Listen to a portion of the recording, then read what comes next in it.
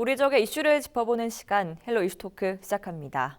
임대차법 개정 이후 지역 부동산 시장도 변하고 있습니다. 안정을 기대했던 것과는 달리 여전히 혼란스러운 가운데 대구 경북 집값은 오름세를 보이고 있는데요. 임대차법 도입 2달, 대구 경북 부동산 민심 전반을 이 시간 이슈토크에서 살펴보겠습니다. 권계창 안동대 문화산업전문대학원 교수 그리고 조정훈 오마이뉴스 기자와 함께합니다. 두 분 어서 오세요. 안녕하세요. 안녕하십니까? 네, 반갑습니다. 네, 반갑습니다. 우선 최근 대구 경북 부동산 전반적인 동향부터 살펴볼까요?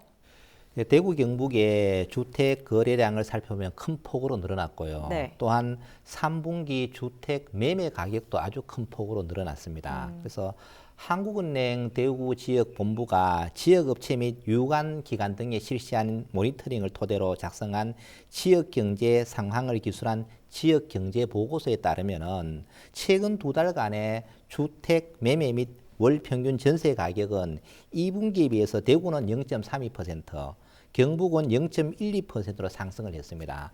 아무래도 경북 같은 경우에는 통합신공간 이적 문제 확정에 따라서 개발에 대한 기대가 좀 높았던 것으로 생각이 되고, 네. 대구는 분양시장의 어떤 호조라든가 또는 정비사업 진척 등의 많은 영향을 받았지 않았나 이런 생각이 듭니다. 또 주택 임대차 보호법 시행 이후도 오름세는 마찬가지라는 이야기죠. 네. 그래서 대구 경북 부동산은 모두가 거래량이 늘면서 가격도 상승을 했죠. 특히 대경권 주택 거래량은 2분기 대비 53.2%가 늘었고, 특히 대구 지역은 2분기에 월 평균 7천여 건이던 매매가 1만 3천여 건으로 78.8%가 증가를 했습니다. 네. 아주 큰 증가세를 보이고 있습니다. 네, 전반적으로 주택 거래량이 늘었고 가격도 상승을 했다는 예, 건데 그렇죠. 예. 여전히 오르는 곳만 더 올랐다 이런 이야기도 심심찮게 나오고 있습니다. 어떻습니까? 예, 그렇습니다. 명문학권이 있는 곳은 부동산 불패다 이런 네. 이야기가 있지 않습니까? 네, 네. 역시 대구 수성구 학권을 두고 말하는 것 같습니다. 사실 다른 지역에서는 그다지 많이 오르지는 않았어요. 그런데 그 수성구는 오름세가 계속되고 있거든요. 네. 이 수성구 같은 경우는 그 학군 수요라든지 또는 그 정비 사업 또 각종 문화시설이 또 수성구에 몰려 있거든요. 네. 여기에 아파트가 굉장히 많이 있고 또 정비 사업 같은 것들이 많이 생기기 때문에 네. 굉장히 아파트 값이 올랐습니다. 최근에는 84제곱미터 아파트가 무려 15억 원을 돌파하기도 했습니다. 이 정도 금액이라면은 그 서울 강남에서나 볼 수 있는 굉장히 높은 금액이기도 한데요. 네. 수성구가 이렇게 다른 지역보다도 많이 오른 거에 대해서 부동산 전문가들조차도 다른 지역은 수요가 많이 늘어나기 때문에 하반기에 아파트 값은 크게 오르지 않을 것이다. 그렇지만 수성구는 계속 보합세를 이루고 계속 올라갈 것이다. 이렇게 전망도 하고 있습니다. 네, 그러고 보면 실제로 임대차법 도입 이후에 이 투기 과열 지구인 수성구의 동향이 심상치 않다 이런 분석이 적지 않습니다. 어떻습니까? 맞습니다. 정부의 이제 부동산 대책으로 인해서 이제 사실은 한동안 그 부동산 가격이 좀 주춤을 했었습니다. 그럼에도 불구하고 다시 그 투자 수요가 몰리고 있는 곳이 또 수성구일 수밖에 없는데요. 네. 수성구는 또 상대적으로 보면 규제가 좀 느슨하지 않느냐 이런 지적도 지금 나오고 있습니다. 네. 사실 대구에서 유일하게 이제 규제 지역으로 수성구가 묶여 있습니다. 그럼에도 불구하고 조정 대상 지역은 아니거든요. 네. 조정 대상 지역이 아니기 때문에 그 다주택자 양도소득세라든지 중과세가 적용이 되지 않습니다. 이 때문에 사실 수성구를 또 선호하는 경우도 많이 있고요. 또 부동산 전문가들조차도 그 수성구가 그 조정 대상 지역을 거치지 않고 바로 투기 과열 지역으로 그 지정되다 보니까 다주택자들이 그 장기 보유 주택을 그 특별 그 공제에서 배제된다든지 네. 또는 다주택자들의 양도세가 그 양도세 중과와 같은 규제를 피할 수 있었다. 그렇기 때문에 수성구가 지금 이렇게 아파트 값이 많이 올라가는 게 아니냐 이렇게 얘기를 하고 있습니다. 또 최근에는 앞서 제가 수성구에서 한 아파트가 그 최근에 15억 원에 팔렸다라고 하는데요. 9월 들어서는 16억 원에 지금 또 나왔다 이렇게 네. 얘기를 하고 있습니다. 진짜 억소리 나는 이야기일 수밖에 없는데 한 달 만에 무려 1억 원이나 올랐다고 하니까 너무나도 지금 아파트 값이 가파르게 오르고 있는 게 아니냐 이렇게 네. 보고 있고요. 이 정도로 아파트 값이 오르는 것은 다른 그 광역시, 특광역시보다도 상당히 좀 많이 오르는 편이다. 그래서 그 대구라든지 대전, 광주 같은 지방 광역시 그에 있던 집값이 들썩했던 악순환이 자칫 수성구에서 다시 일어나는 게 아니냐 이런 우려도 나오고 있는 것이죠. 네. 근데 지금 말씀해주신 걸 보면 어디까지나 대부분 대구 수성구에 국한돼 있는 것 같습니다. 이 전체적으로 대구 경북 미분양 추이를 보면 오히려 늘지 않았습니까? 네. 전국의 미분양 주택이 지속적으로 감소를 하고 있는 반면에 대구 네. 경북은 또 지속적으로 증가하고 있는 참 아이러니한 현상이 발생하고 있는데요. 네. 국토교통부에 따르면 최근에 전국 미분양 주택은 총 2만 8천여 가구입니다. 전국적으로는 전월 대비 0.2%가 감소를 했죠. 네. 그러나 대구는 전월보다 70%인 667가구가 늘었고 경북은 4.5%인 147가구가 증가를 했습니다. 그래서 다른 지역에 비해서 공급량이 많은 데다가 또 대출 문턱을 높이는 어떤 부동산 규제 정책의 영향이 아마 종합적으로 반영된 결과가 아닌가 이런 생각이 들고요. 네. 또한 악성 미분양으로 분류되는 준공후 미분양 주택은 대구가 36가구 지난달과 같았고 경북은 260가구가 늘어난 2,700여 가구로 조사가 됐죠. 그래서 지역별로 편차가 너무 심하다. 이것은 상당히 문제가 있다고 보는 겁니다. 네. 그럼에도 추석 이후 대구 경북은 분양 열기가 더욱 뜨거워질 전망입니다. 이 부분 좀 짚어주시죠. 네, 맞습니다. 그 지역에 있는 아파트 광고 대행사가 발표한 대구 10월 분양 동향이라고 있습니다. 이 동향에 따르면은 지난달 22일부터 대구 지역 전 지역의 민간 택지 분양권 전매 제한이 시행이 됐습니다. 네. 그럼에도 불구하고 10월에는 지금 그 상당히 많은 분량의 이제 그 분양이 지금 예정이 돼 있는데요. 그렇기 때문에 앞으로 10월 분양 결과가 향후에 그 시장 분위기의 한 잣대가 될 것이다. 이런 지금 분석을 내놓고 있습니다. 네. 대구 분양 시장이 10월부터 그 본격 지금 그 재개가 되는데요. 상반기에도 굉장히 많은 아파트 물량이 쏟아져 나왔습니다. 그런데 10월에만 앞으로 약 7천 가구가 또 추가로 분양이 될 예정이라고 하는데요. 대구에 있는 동구 신암동이라든지 북구 침산동 그리고 서구 평리동 또 남구 봉덕동 달서구의 송현동 이런 등지에서 약 4천 세대가 지금 분양 예정이라고 하고요. 네. 그리고 수성구에서만도 앞으로 10월에만 무려 2,800여 가구가 분양 예정이라고 합니다. 이렇게 굉장히 많은 물량이 지금 나올 예정이라고 하고 또 올 연말까지도 물량은 더 많이 쏟아져 나올 계획이라고 하는데요.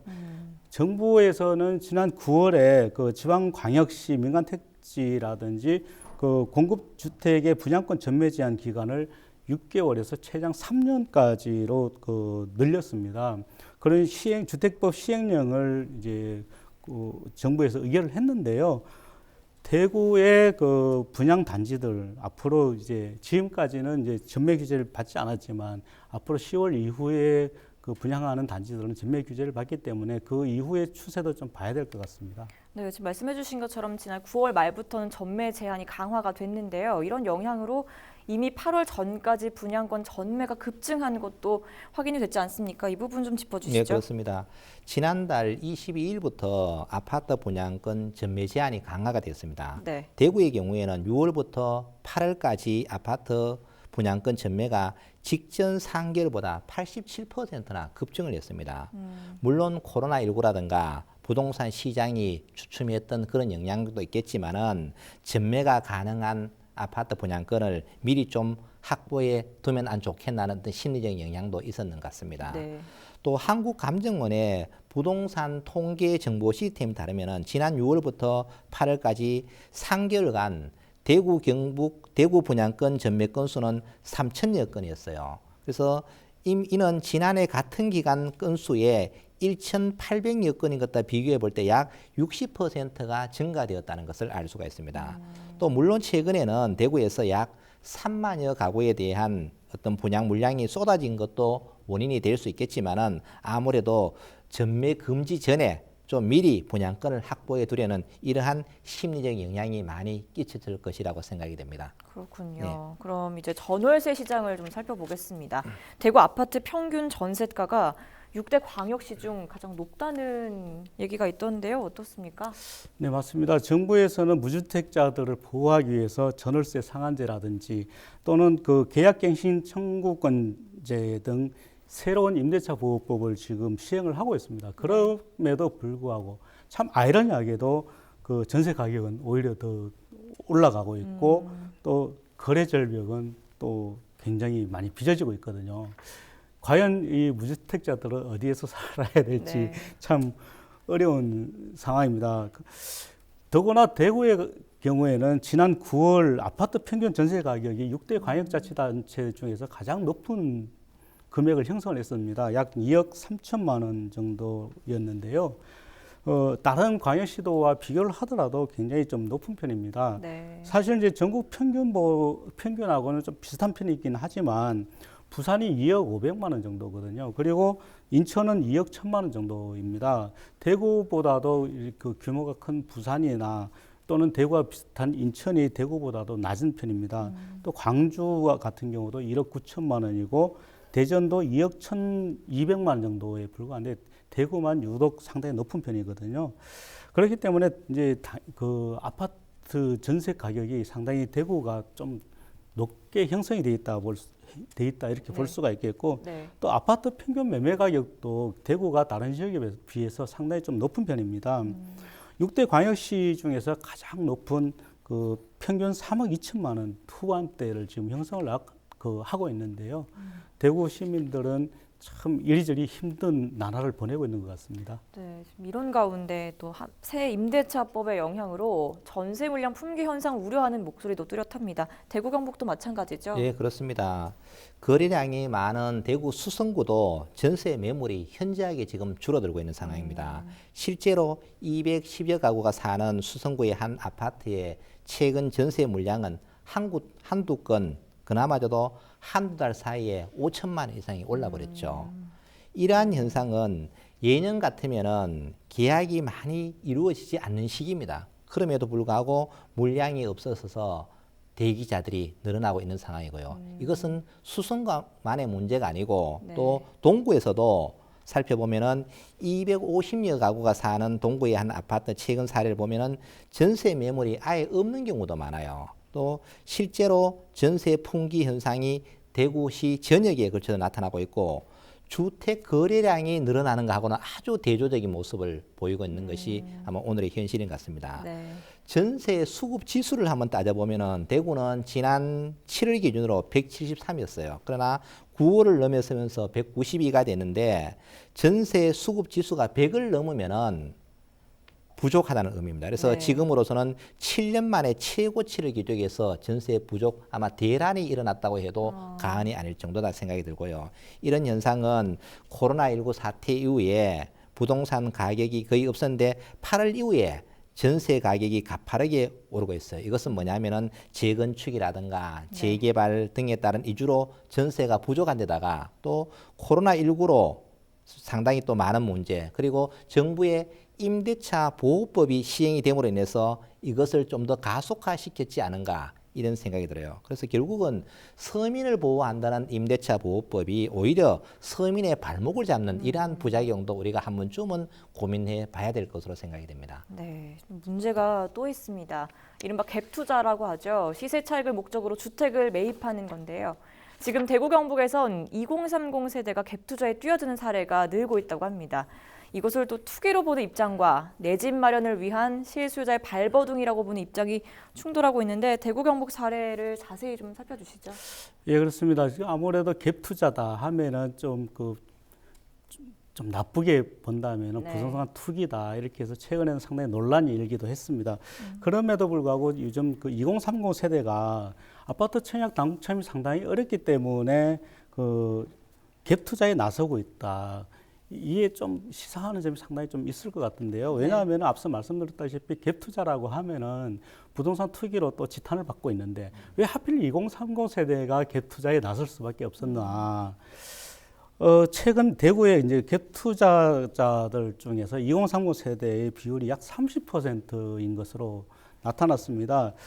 지난달 28일이었는데요. 국토교통부가 국민의힘 김상훈 국회의원에게 제출한 대구시 연령대별 주택거래 현황이 있습니다. 이 자료에 따르면은 지난 2018년부터 올해 6월까지, 올해 8월까지죠. 올해 8월까지 약 2년 8개월 동안 대구의 갭 투자 약 4,800여 건을 분석을 했습니다.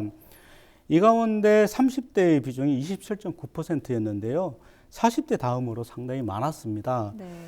대구의 갭 투자자 중에서 3명 중에 한 명은 2030 세대다 이렇게밖에 볼 수 없는 것이죠. 네.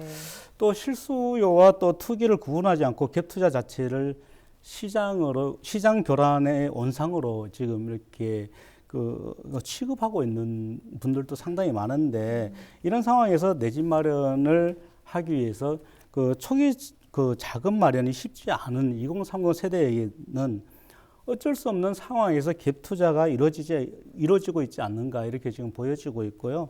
또 그렇기 때문에 자칫 2030 세대의 내 집 마련 사다리를 이런 문제 제기가 2030 세대의 집 마련에 대해서 좀 사다리를 걷어차는 게 아니냐 이런 좀 우려도 나오고 있습니다. 네. 또 최근에는 이제 전세도 상당히 많이 늘어나고 있는데요. 버팀목 전세자금 대출도 5년 만에 무려 4배나 늘었습니다. 급등한 아파트값 때문에 지금 전세로 내몰리는 사람들도 상당히 많은데요. 네. 아파트 값이 이제 굉장히 천정부지로 오르면서 내 집 마련을 위한 꿈들은 점점 사라지는 게 아닌가. 그래서 젊은이들마저도 영끌이라고 하죠. 영혼까지 끌어모아서 갭 투자에 나서는 게 아닌가 이렇게 보여집니다. 네, 이 같은 영향도 있지만 임대차 3법 시행의 부작용은 실제 임대인과 임차인 사이에서도 좀 불안의 요소가 있다고요? 예, 많은 갈등인데 임대인의 입장과 임차인의 입장은 분명히 아마 다를 겁니다. 최근에 한 사례를 보면은 매수자가 실거주를 계획을 하고 집을 매수를 했어요. 네. 그런데 해당 주택의 전세 거주자가 갑자기 계약 갱신 청구권을 사용해 가지고 계약이 파기되는 경우가 있는데요. 임대차 보호법 시행 전 6월에 세입자의 동의를 받고 그다음에 아파트 매도 계약을 했는데 당시만 하더라도 세입자는 11월에 퇴거 동의를 해줬어요. 네. 해줬는데 9월이 되면서 다시 계약 청구권을 써야 돼, 계약 갱신 청구를 써야 되겠다고 하면서 1,000만 원을 더 주면은 11월에 퇴거를 해주겠다. 이렇게 해서 소송으로 벌어진 사례도 있는데요. 이와 같은 문제는 앞으로 지속적으로 발생할 것이라고 보고 네. 또 계약 청구, 갱신 청구권을 의식한 임대인이 입주할 다음 임차인이 없는데도 집을 비워두는 사례가 빈번히 발생을 하고 있는 거죠. 그래서 이런 사례는 보증금이 적은 이른바 서민주택에서 갈등 양상이 좀 심화되고 있다는 것이 참 안타까운 현실입니다. 네, 지금까지 쭉 이야기를 나눠봤는데 실제적인 사례를 든다면 임대차법을 좀 더 이해하기 쉬울 것 같습니다. 조 기자께서 취재를 하셨다고요? 덧붙여 주시죠. 네, 실질적인 사례를 들지 않더라도 이제 네. 많은 분들이 잘 아실 것 같아요. 네. 이제 계약 갱신 청구권이라고 하면은 내가 지금 도래가 만기 도래가 오기 전에 더 살겠다 아니면은 나가겠다 이렇게 이제 미리 주인에게 이야기를 하는 것인데요. 세입자들은 계약 만료 6개월 전부터 한 달 전 사이에 계약갱신 청구권을 행사를 할 수가 있습니다. 그럴 경우에는 구두라든지 또는 문자 메시지 또는 이메일 등 여러 가지 방법으로 충분히 가능한데요. 하지만 이제 내용 증명이라든지 이런 우편으로 증거를 남길 수 있다면은 더욱 더 활용을 할 수 있겠죠. 그리고 또 집주인이 또 실질적으로 실거주를 하겠다 그러면서 계약갱신 청구권을 거절을 할 수가 있는데요. 네. 그럼에도 불구하고 나중에 알고 보니 집주인이 살지 않고 다른 사람에게 더 비싼 금액으로 전세를 놨더라. 그럴 경우에는 손해배상 청구도 할 수가 있습니다. 네, 시간 관계상 여기까지 듣도록 하겠습니다. 지금까지 임대차법 도입 2달 대구 경북 부동산 상황 살펴봤고요. 이 시간 헬로 이슈토크는 여기까지입니다. 시청해주신 여러분 고맙습니다. 감사합니다. 감사합니다. 고맙습니다.